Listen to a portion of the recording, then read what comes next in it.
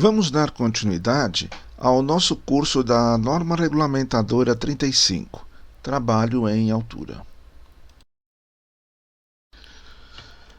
Neste vídeo, vamos entender o que é e como funciona o fator de queda, FQ. É muito importante para o trabalho em altura. Tudo o que realizarmos em altura deverá ter uma avaliação sistemática dos fatores de queda e do que será feito para manter um nível de segurança aceitável, ou seja, fator de queda 0, que é a condição ideal, fator de queda 1, que é uma condição aceitável, e fator de queda 2, condição extrema que deve ser evitada. O fator de queda FQ é a divisão da distância da queda, dQ, pelo comprimento do talabarte, CT, ou comprimento da corda que suportou esta queda. Portanto, em condições normais de trabalho, esse valor vai variar entre 0 e 2. Exemplo 1. A linha amarela representa o comprimento do talabarte duplo, 1 metro para nosso exemplo, mas que pode variar dependendo do fabricante.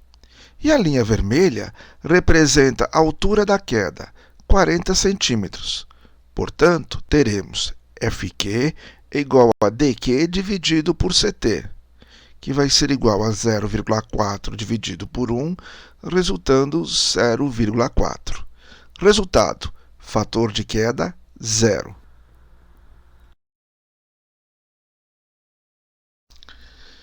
Exemplo 2. A linha amarela representa o comprimento do talabarte duplo, 1 metro.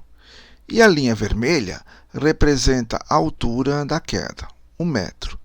Portanto, teremos FQ igual a DQ dividido por CT, 1 dividido por 1, porque 1 é o DQ e 1 é o CT, 1 dividido por 1 dá 1. Resultado, fator de queda 1. Exemplo 3. O último exemplo ilustra a pior condição possível que deve ser evitada a qualquer custo, o FQ 2. Considerando os números já expostos, ficariam assim: FQ igual a DQ sobre CT, que é igual a 2 dividido por 1, que é igual a 2, resultando fator de queda 2.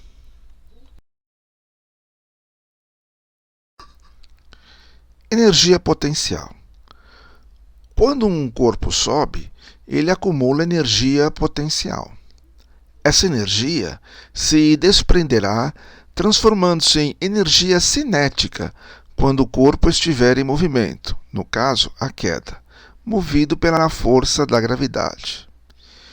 Isto é mostrado pela seguinte fórmula: EPG igual a m vezes g vezes h, onde EPG é a energia potencial gravitacional, g, a aceleração da gravidade, em torno de 10 metros por segundo ao quadrado, h, altura em metros.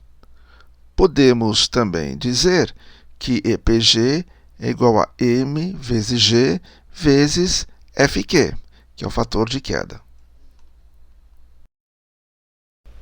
Para FQ0, teremos 80 vezes 10 vezes 0,4, o que dá 320. Isso é sem problemas, isso é só um susto, tá? Para FQ1, teremos 80 vezes 10 vezes 1, o que dá 800. Achou muito? Sabe de nada. Você vai ver o que vai acontecer no FQ2.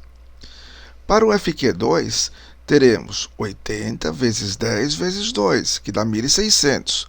Provavelmente, teremos lesões graves, trauma e possível hemorragia interna.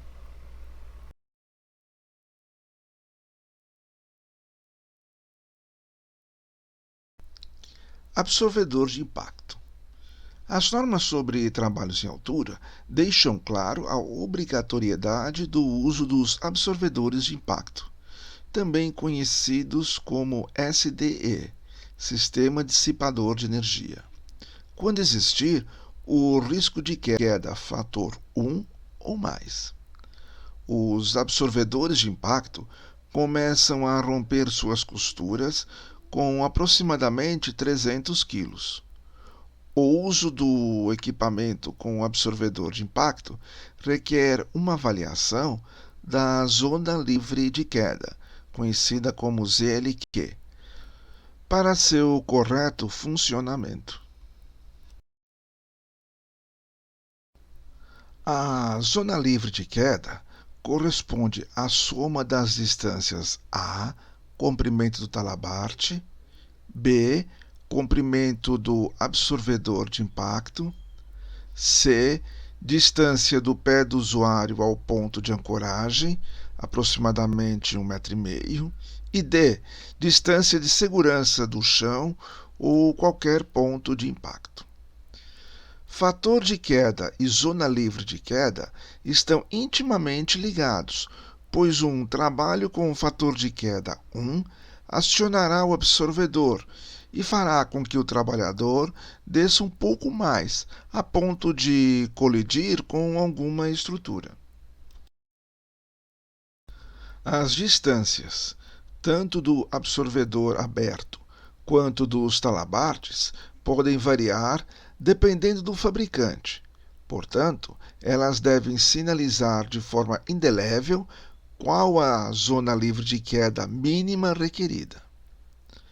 Em caso de escalada, o uso de cordas dinâmicas também é obrigatório. Elas têm funções semelhantes ao SDE, ou seja, transferir para o nosso corpo uma força de impacto máxima de 600 kg. Neste vídeo, vimos como se calcula o fator de queda e exemplos para fator de queda 0, 1 e 2. Como se calcula a energia de queda e a zona livre de impacto. E como deve ser o absorvedor e a corda dinâmica.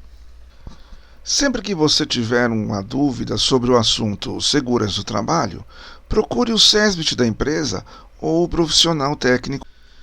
Na próxima aula, desenvolveremos o assunto amarração, incluindo os nós de ancoragem. Mas antes de passar para a próxima aula, realize a atividade proposta e assista ao vídeo sugerido. Muito obrigado e até lá!